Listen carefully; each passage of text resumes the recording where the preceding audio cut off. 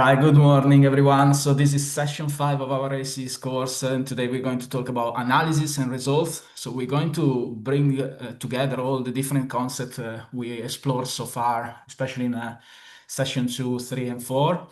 And today I'm running this session with Andy. Andy is the theme lead for the MIDAS team in the Arc West Coast. And he works like me for, excuse me, the University of Central Lancashire. As usual, I need to remind you that this session will be recorded and will be made available on the ARC West Coast YouTube channel. And if you have any questions about the recording, do let us know. Okay, so we are really now towards the end of the course. We got this session and then another session in a couple of weeks' time. And then we got our final face-to-face workshop in September. And in terms of where we are within the sections of the commentary, we're now going to talk about the results section. So far we've been really focusing on the methods, the key attributes of economic evaluation, the cost data, the outcome data. Today we're going to really focus on the results, how we bring all these different concepts together, as I was mentioning before.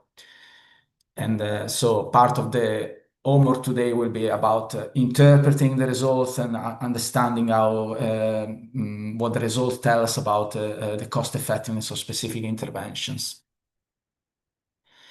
So the aim for today is to understand and describe the results from the base case and the sensitivity of subgroup analysis of an economic evaluation. I will give you a definition of base case and sensitivity analysis.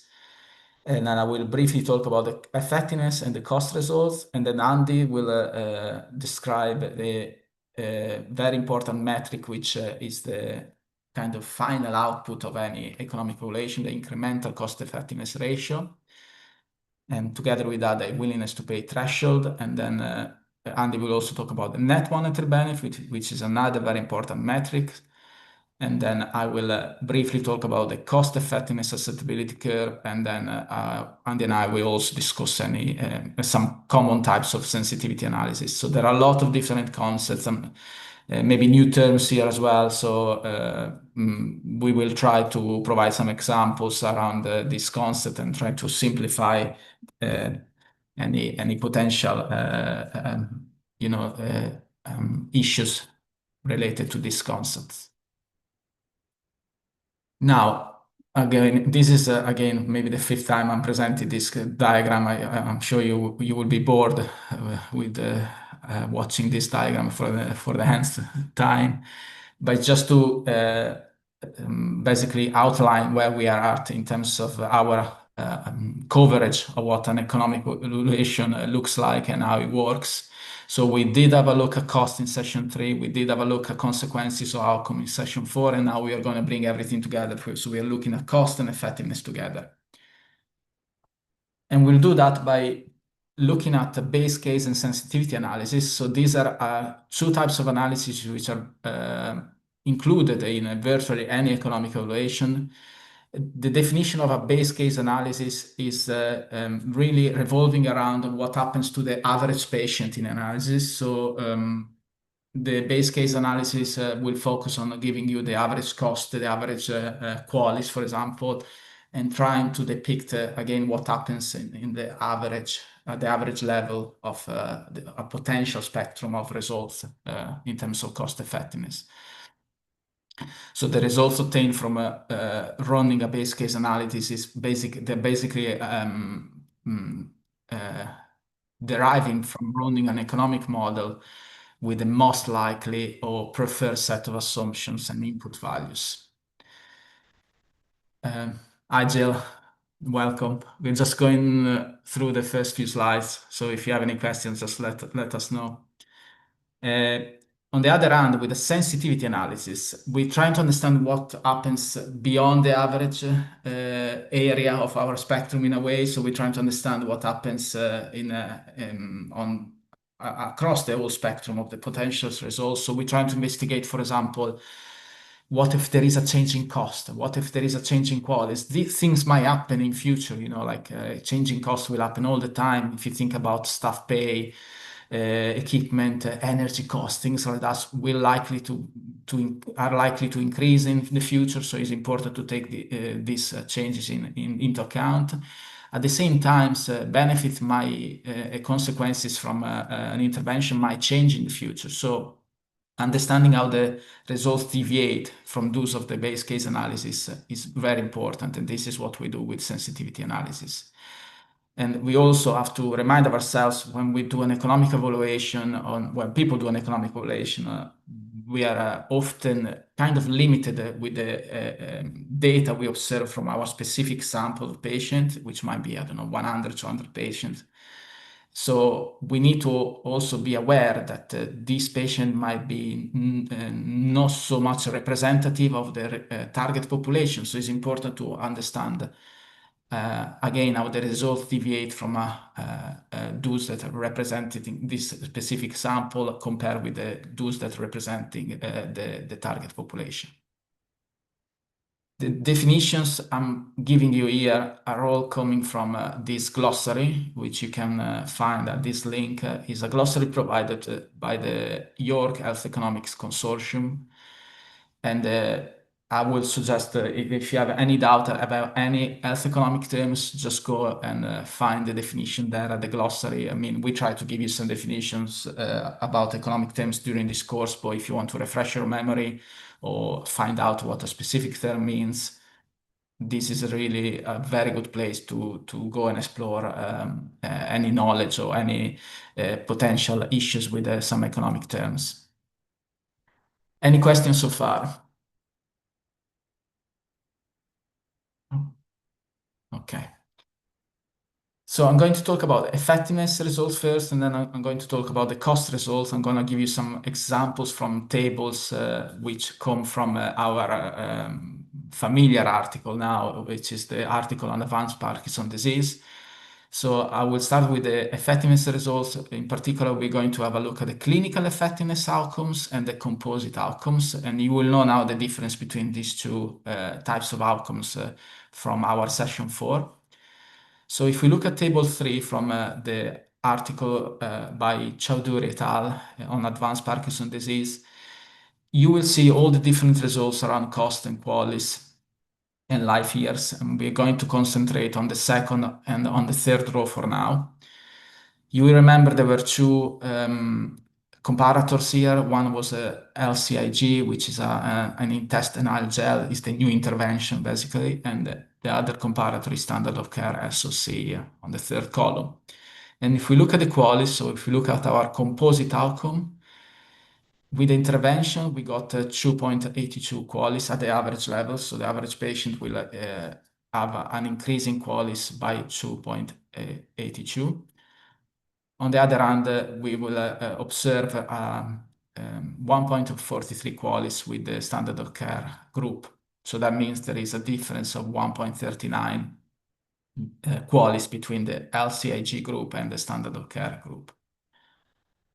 This is our composite outcome. So in this term, in this case, we can probably conclude at least at the average level that the LCIG intervention seems to be more favorable, seems to bring about more QALYs compared with the standard of care arm. And the same conclusion might be achieved with by looking at the life years, so the third row.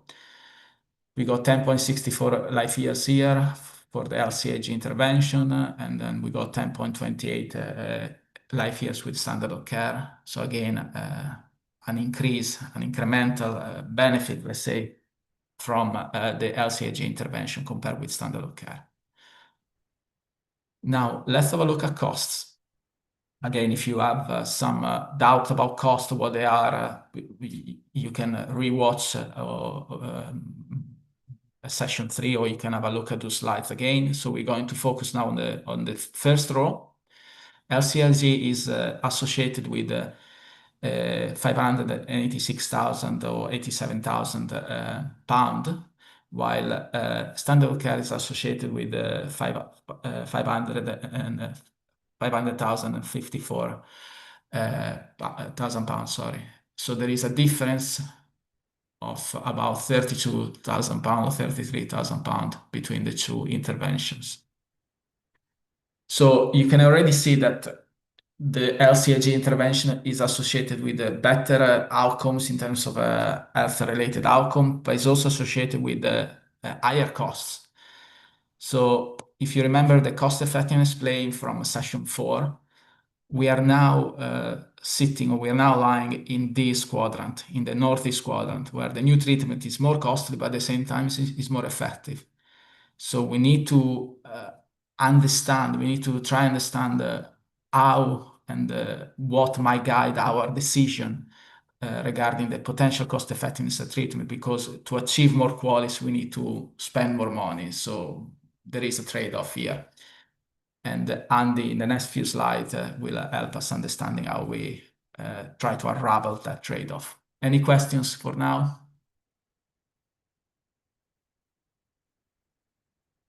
Okay, I'll stop sharing. Over to you, Andy. Thank you.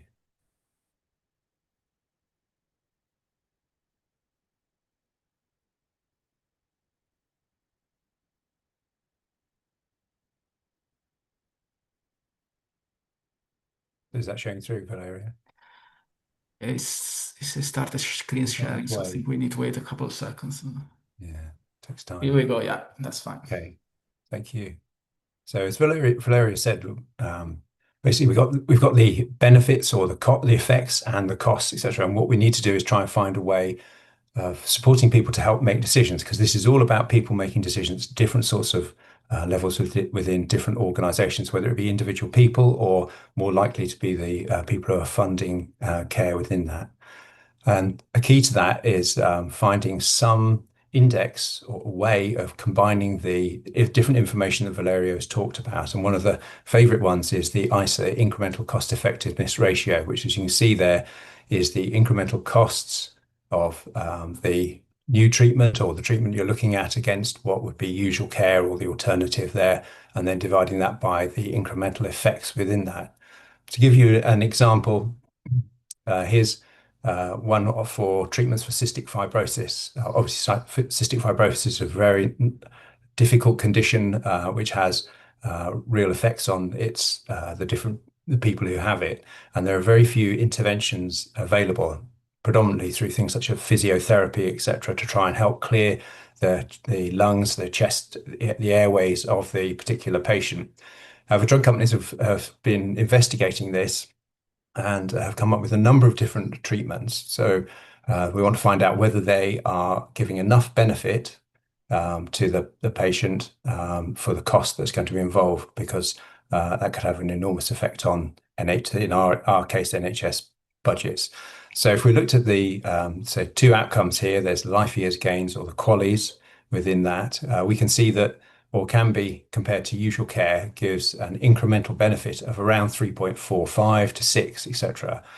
And the cost, the incremental cost associated with it, Orkambi is very expensive at approximately, just over £1 million per patient. So if we then take away the usual care, we come to a figure of about an incremental cost of £753,000, which produces these in what appear to be very large ISAs of over £200,000.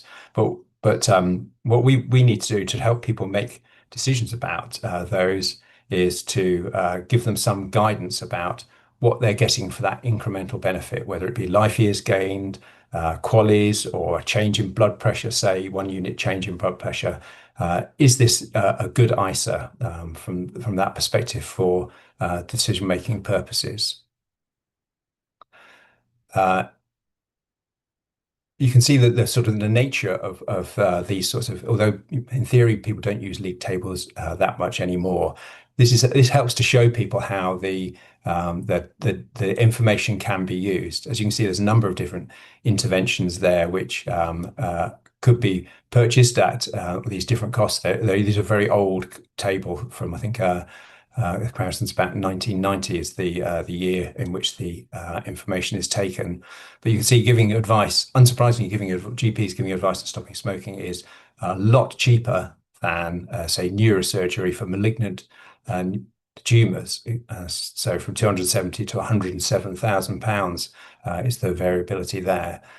as I say, you shouldn't really use these league tables because we don't know enough about how the different cost per qualities were produced within that. So we need to be very cautious about that because the modeling could be very, very different for each one of those. But the key is still what is between £270 and £126,000, what is good value for money for the person who's funding this treatment? So the key thing for that is something called the willingness to pay threshold, which is basically it's the amount whoever's funding the care is willing to pay for the benefit that's given within there. Now that varies depending upon which jurisdiction, which country in the world, and the decision maker there. So I think the World Health Organization suggests that it should be the threshold should be between sort of 1 to 3 times the country's GDP per capita per quality within that. China has a slightly lower one, about 0.5 to 1.5 times. In the UK, we have a range of values in which people make considerations around willingness to pay. Sometimes they're explicit in the different countries in their willingness to pay thresholds, but in other ones, it's implicit in the decisions that they make associated with you can get a feeling for how much they're willing to pay within that. So NICE, which obviously is focused on England, although its evidence is used elsewhere. Wales, I think, uses it, and Scotland has its own system, but also they tend to learn from each other, etc. It has a willingness to pay threshold of about, well, £20,000 is where they indicate the first sort of decisions are made. So if you have an intervention that costs less than £20,000, then there is a good chance that as long as it seems acceptable use of resources and the ISA has been put together, seems to be put together appropriately, then you're likely to get that intervention provided by the health service within that. If you go above that, then there is a likelihood that you're going to have to provide additional information to improve the certainty in which the decisions are made by the different organizations. So for NICE has different panels that sit and go through the evidence to try and work out whether what has been presented looks realistic, looks robust in terms of its methodology, and then they make a decision around how certain they are about it, whether everything's been captured in terms of the benefits and the costs as well associated with it, and then also if it has anything related to health inequalities of helping to redress those. It varies also associated with these highly specialized technologies. So those are for conditions where there are very few number of people who suffer from them. I think it's about 5 in 10,000 people is the rough definition of what is a condition that has very few people, and therefore it's a highly specialized technology. And by the nature of that, because it's a market, the cost per quality is going to be higher because of the amount of investment that goes into it to what money is going to be got back from selling the intervention, the drug, whatever it is going to be less. Anyway, so they have to consider aspects like that. What you often hear is the statement that ISAs around 20 to 30,000 pounds are really the ones that are where the decision is made. And again, it's just looking at the factors in the bullet point above as to whether they look as if they feel confident about the cost per quality associated with them. Other places, other jurisdictions have different conditions they look at. I mentioned the Scotland, the SMC. They kind of have similarities about them, about what the benefit they're going to get in terms of length and quality of life, whether it's a particular intervention that's for subgroups of patients, or it's going to provide some benefit. It's like a drug of last resort, like the ones for cystic fibrosis, where there is no really effective alternative treatment. There may be an option to consider paying more for something like that. Or if it's taking people from one intervention to another, which will have benefit for, they may be willing to pay more from that as well. Obviously, highly specialized technologies are a different case altogether, because they are situations where there's usually very few people, but also very few options that people have available to them to help with their condition. The effect of that is that in providing the information, say like a body like NICE, obviously has to make its different recommendations, and it can make those, and it makes those based on those, the information that it gets. And if it's really confident, it'll fully support it. It'll become guidance, and therefore the NHS have to consider using it within 3 months of that guidance coming out, all the way down to it not being supported because of it's not cost effective. And in between that are all sorts of recommendations around people can use it in specific circumstances, or it has to be part of trials or new studies to help find out whether it really is cost effective. And you won't be surprised to know that there's an awful lot of politics behind it, associated with different politicians, but also different bodies who support patients in different situations around that, as to whether they should be supported. You can look at things like the Alzheimer's drugs, which appear to provide very limited benefit at very high cost, but politically it's quite important, given that Alzheimer's is such a big prevalent condition out there. Okay. Anyone, any questions up to that point? Nope. Shout if you do. However, ISAs have issues around them that make them sometimes difficult for decision makers to use. And that comes around such things as if you get negative ISAs, or if you have a denominator that is zero in terms of that, because of then the ratio becomes infinity. You can see in this example, we have negative values for the ISA, but completely opposite situations. So in comparison A, the new intervention is dominated by the standard intervention because it costs more and produces less benefit for the patients. And therefore you get an ISA of -10.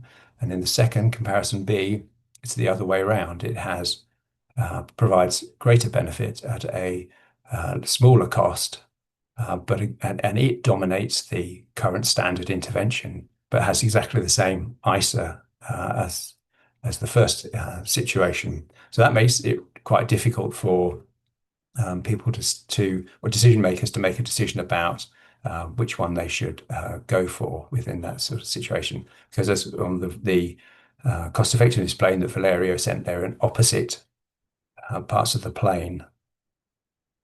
So we have to find some other way of, or another measure that provides some information that's more consistent, I guess, in terms of it. And one of those is the net monetary benefit and the incremental net monetary benefit. And that is basically monetizing what the benefit is, and then taking away the costs associated with it. So you basically work out what the incremental benefit is, times it by the willingness to pay threshold, and that monetizes it, and then take it away from the incremental cost. If you get a positive value, then it suggests that it's cost effective. A negative value, because the cost of providing it are not as much as the monetized benefit. Therefore, you get a negative, suggests it's not cost effective within that. Going back to the Orkambi comparison, the benefits given, as we remember, they were very small, about 3 point something. So the benefit of Orkambi against usual care times the willingness to pay threshold minus the costs, over £1 million for Orkambi compared to 377,000 for usual care, and that produces a negative net monetary benefit of over 600, nearly £700,000. So that indicates that drug is not cost effective at all. Another example, which is a little bit different, this is a new tool for diagnosing dementia compared to the standard, and this is over a population group. But you can see that the net monetary benefit associated with it, if you take the cost per patient, it's about -123 pounds. So it costs less. produces a very small extra benefit to the patient. So having a costing less, providing benefit suggests it's dominant. But then if you do the net monetary benefit, it's actually a negative values, but very, very small negative values associated with this one of minus £91, or in terms of the benefit, 0.008 effectively qualies from it all. It shows a couple of things: that you can get different results from the different indexes, but also that when you have really small numbers like these, a small change in either of these could make a complete change to what the decision would be associated with it. That's why if you remember all those caveats that NICE had associated with it, that's really important because of the level of uncertainty that's there. It means they have to make value judgments associated with not just the benefits that and costs associated with the technologies in these, but also all the other things associated with the patients themselves and their perspective on those. Just looking to see. I think that's it. And over to you now, Valerio. Oh, thank you, Andy. Any Sure. questions before I move on?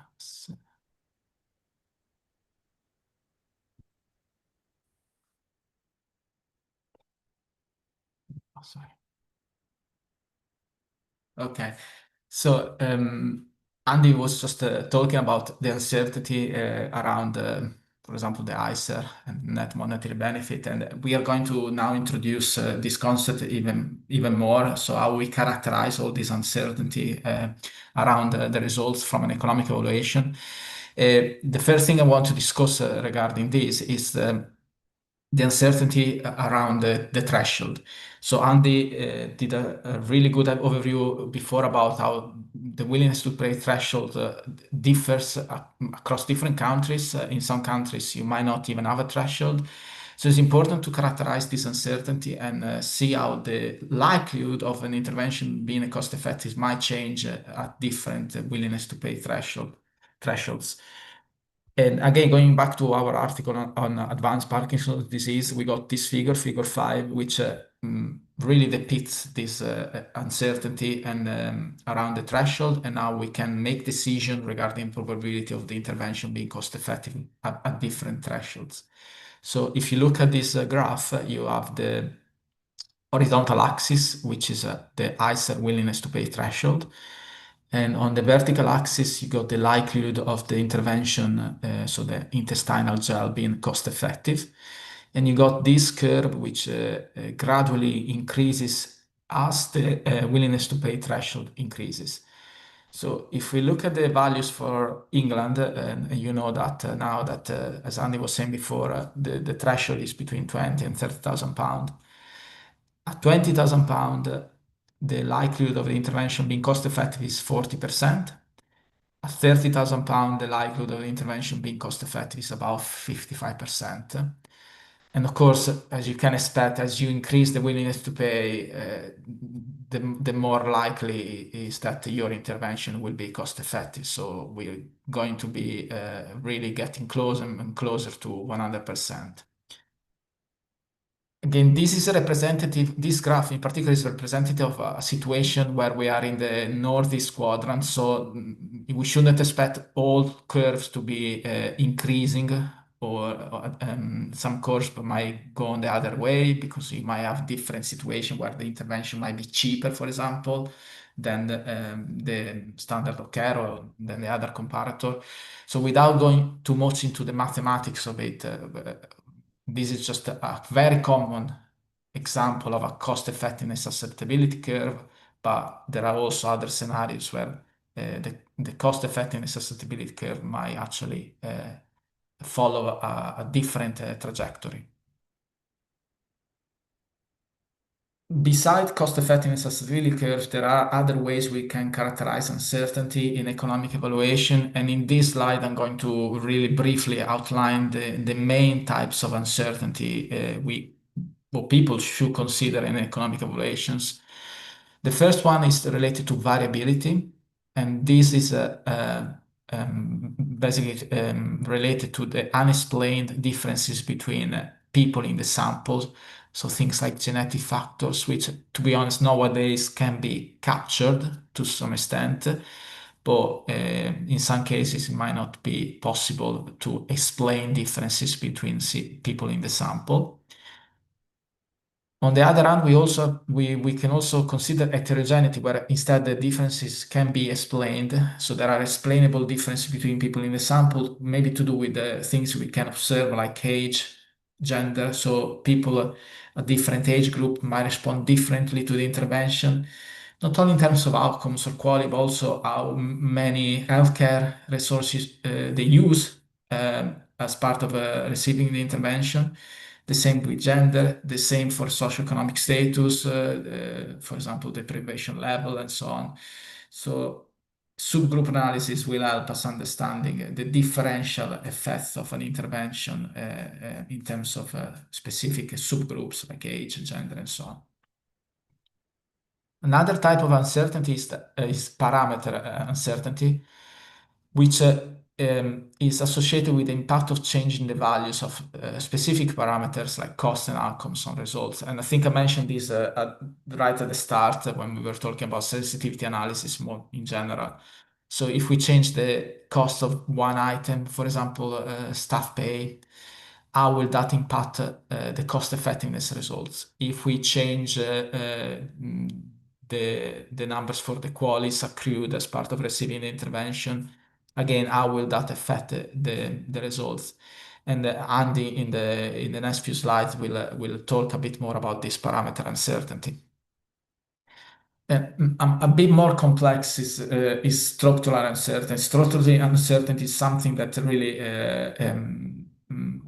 if feasible, people should try and address in economic evaluation, but it's often quite difficult to address because it's more about understanding the impact of changing the model assumptions on the results.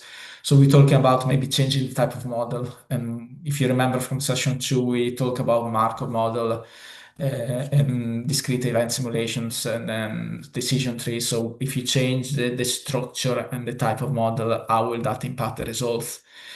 Inclusion and exclusion of comparators.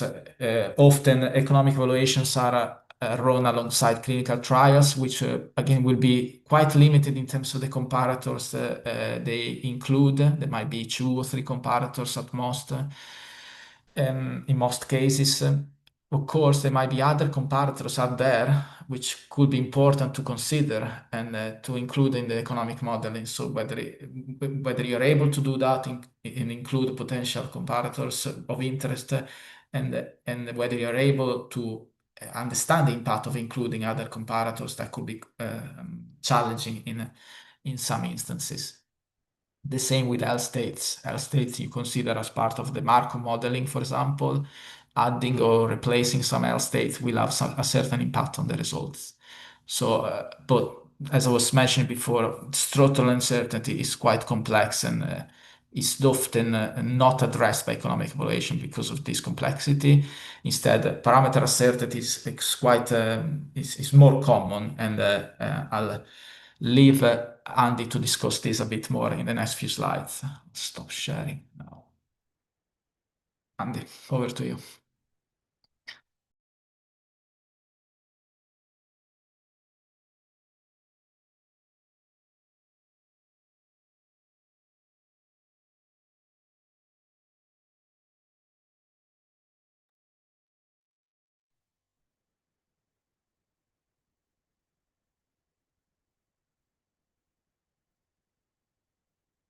Thank you. Sorry, I was just waiting for the image to appear on mine. Hopefully it's appeared on yours as well now. Yeah, it is.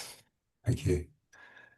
Okay, so as Valerio says, there parameter uncertainty. I'm just going to quickly talk about deterministic sensitivity analysis, which is the more straightforward version. Valerio takes the more complicated version in a short while. So within deterministic sensitivity analysis, you're basically going about and changing different parameters within the model that you're looking at. And you can do that one variable at a time, the univariate, or you can do it in multiple variables at a time. Although I think there's sort of a suggestion that you should only look at maybe changing 5, which seems quite a lot anyway, within a model structure in that. You usually set out exactly what you're going to how you're going to change those parameters before you even start it in your what's effectively your protocol, your analysis plan within that. And that can be just changing values by a particular range from the base case you use within that, or looking at the confidence intervals associated with it from the trial or meta-analysis within that. And presenting the results, there are a number of different ways of doing that. You can just literally present the numbers associated with it, or you can produce different bar charts, etc., that help to illustrate the effects of changing variables. And then you can look to see which ones are the most important within that, and therefore maybe driving the model to a certain degree. And one of the ways of doing that is through the tornado plot. So here's an example. You may remember I talked about the integrated cognitive assessment tool for diagnosing Alzheimer's earlier. So what they did was, this is on net monetary benefit along the bottom, and what they did was they'll change variables by the different proportions here, as you can see on the diagram, to see what consequences they are. I can't remember exactly why they came up with these ones, whether they're a confidence interval or whether they're changing it by a proportion, etc. But the point is that you can then see the consequences of actually making that change as to how different the net monetary benefit will be if you change it by that proportion. So you can see which elements are the model is sensitive to through the tornado plot there, and identify which ones you're going to focus on looking at. This is just another one. This is one for a different evaluation, which is a treatment for adults following infection, complicated urinary tract infections within that. And again, you can see how changing the different variables down here has an effect on the ISA along the top there. So again, you can see which ones are the dominant ones within that and are important to driving the model. I think that's it. Yep. So back to you, Valerio. Oh, thank you, Andy. Very short one. So let me share again my slide. Here we go. Okay. So I'm going to talk now about probabilistic sensitivity analysis, which differs a bit from deterministic sensitivity analysis, which Andy was explaining a few seconds ago. Probabilistic sensitivity analysis based on the distribution of the parameters. I'm going to show you some graphs here, and I don't want to go too much into the mathematics of behind these graphs, because I think we would probably need another 6-week course just to go through the formula and everything related to these graphs. But just to focus on probabilistic sensitivity analysis and what they do. Basically, Andy was talking about changing the value of certain cost item, for example, according, for example, to confidence interval limit or to some change in some proportional change in the value of some cost items. With a probabilistic sensitivity analysis, we are trying to capture all likely or potential values related to, for example, costs and qualities. So if you look at the graph, the figure A here on the top left-hand side, again, you got the source on the right-hand side, and you got some explanation about what APBI means, but I just want to focus just on the graph for now. You will see that there are some values which are more likely compared with other values. So if you ask and if you collect data from, let's say, 100 patients, it's likely that most of the patient will have some cost which will be somewhere here, okay? Because the size of those particular bars there in the middle are quite high. So that means it's likely to get some cost associated with the intervention, let's say, which will fall somewhere here. But there are also some patients which will have lower costs here, and also some other patients which will have higher costs, which are not negligible, to be honest. With a probabilistic sensitivity analysis, we try to understand the distribution of all potential values related to cost or qualis, for example, and simulate, basically trying to characterize the uncertainty through simulation. So randomly draw a potential cost value and do that, let's say 1,000 or 10,000 times in order to capture all potential or likely values related to cost and qualis. By doing that, you're really trying to depict or trying to reflect the potentially the whole spectrum of likely values related to cost and quality. So we go back to what I was saying at the beginning. With a base case analysis, we're looking at the average level. With a sensitivity analysis, we're trying to look across the whole spectrum. And this is what a probabilistic sensitivity analysis does. And you can probably guess how complex this will be from a computational point of view, because you'll have to simulate 10,000 times the cost value, the quality value, whatever the outcomes might be. But the substance, the essence is that this value will be drawn from a specific distribution. And you can see how the distribution, of course, will change in terms of shape uh, in relation to different interventions. So you got the costs which are quite symmetric here in this case. Here instead are a bit more skewed. So the computational operation behind the probabilistic sensitivity analysis will take into account the different types of distribution and different shapes associated with the distributions. And once people do that, you will end up with a lot of different cost effectiveness pairs. So if you, for example, simulate 10,000 times cost values, and if you simulate 10,000 times quality values, you will end up with thousands of different cost effectiveness pairs, which we can depict into a cost effectiveness plane. And as the authors conclude in the article on advanced Parkinson's disease, most of the cost effectiveness pairs will lie in the northeast quadrant, which is a bit of a corroboration of what we already knew. So if you look at the base case analysis, we already knew that the estimate in particular were going to lie somewhere here probably. So there was an incremental cost, but also incremental quality. So the point estimate for the base case analysis, if I remember, was about £30,000 more qualis and 1 point something more. Sorry, £30,000 in terms of more cost and 1 point something for quality. So we're going to lie somewhere here. And that's just the base case analysis. The sensitivity analysis, as I was saying before, will give you a sense of what happens across the spectrum. Most of the cost effectiveness pairs will lie in the northeast quadrant, but there's also a non-negligible proportion of cost effectiveness pairs which are going to lie in the southeast quadrant, where actually the intervention is cost saving. So that should be accounted for.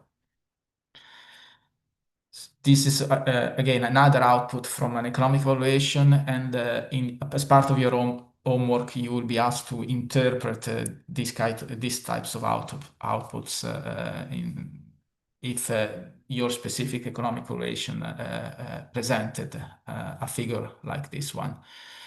Any questions?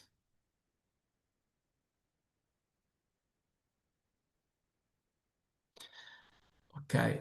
Just to conclude, I'm going to show you very, very quickly how we brought up the info on the analysis from the advanced Parkinson's disease paper.